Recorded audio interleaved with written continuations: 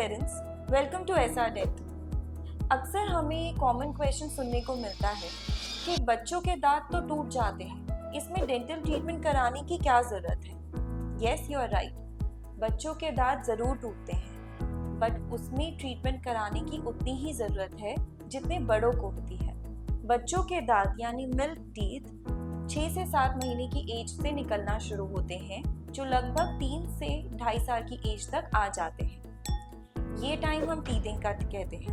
कुल 20 milk teeth हमारे मुंह में आते हैं। सभी दांतों का अलग अलग फंक्शन होता है, अलग इम्पोर्टेंस होती है। तो आइए आज जानते हैं कि मिल्क टीथ यानी डेसिडुअस टीथ की क्या इम्पोर्टेंस है। ईटिंग, दांत हमारे खाने के लिए बने हैं और अगर दांत ही नहीं होंगे तो बच्चा खाना चबाएगा कैसे।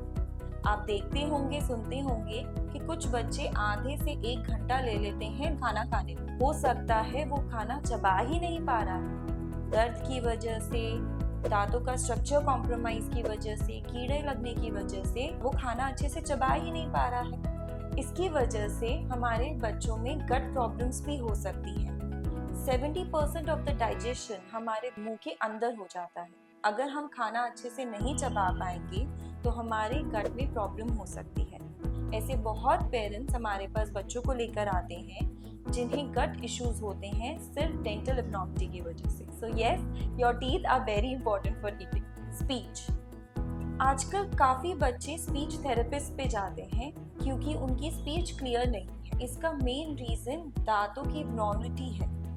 2.5 से 3 साल 4 साल के बच्चे आगे के दांत, अपने ऊपर के आगे के दांत को कॉम्प्रोमाइज होने की वजह से कुछ सिलेबल्स बोल नहीं पाते हैं, जैसे त, ये साउंड्स आती ही नहीं है। सो दांत हमारे स्पीच के लिए भी काफ़ी इम्पोर्टेंट रहते हैं। Jaw alignment and face shape, हमारे दूध के दांत हमारे बच्चों की फेस शेप और जॉ अलाइनमेंट को भी गाइड करते हैं। अगर हमारे दांत नहीं होंगे या बच्चे अगर जल्दी अपने दांत लूज करेंगे तो उनका जॉ स्ट्रक्चर, उनकी फेस शेप में भी प्रॉब्लम आती है। स्पेस मैनेजमेंट, दूध के दांत हमारे परमानेंट दांत की स्पेस बना के रखते हैं। अगर बच्चों के दांत जल्दी गिर जाते हैं, समय से पहले निकल जाते हैं, तो वह परमानेंट टीथ को आने से प्रॉब्लम करता है।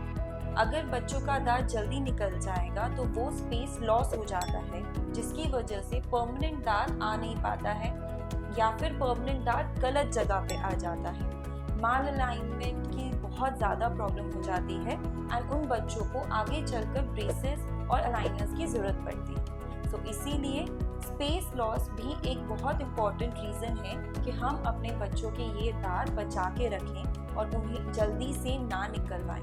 Treatment is important rather than extraction. और लास्टली, कॉन्फिडेंस, माना ये बच्चे हैं बट उनके लिए उनकी स्माइल उतनी ही इम्पॉर्टेंट है जितने बड़ों के लिए है।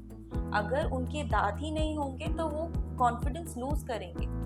बहुत बच्चे स्टेज फियर या बोलने से कतराते हैं क्योंकि उन्हें अपने दांतों से शर्म आती है एंड ये बहुत कॉमन है। बच्चों का दिल उतना ही सेंसिटिव होता है, उनको अपनी अपीयरेंस उतनी ही मैटर करती है जितने बड़ों को करती है।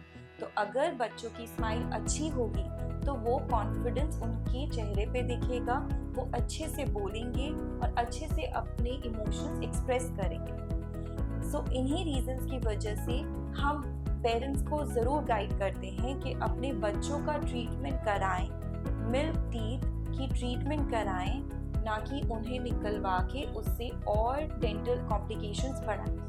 Thank you.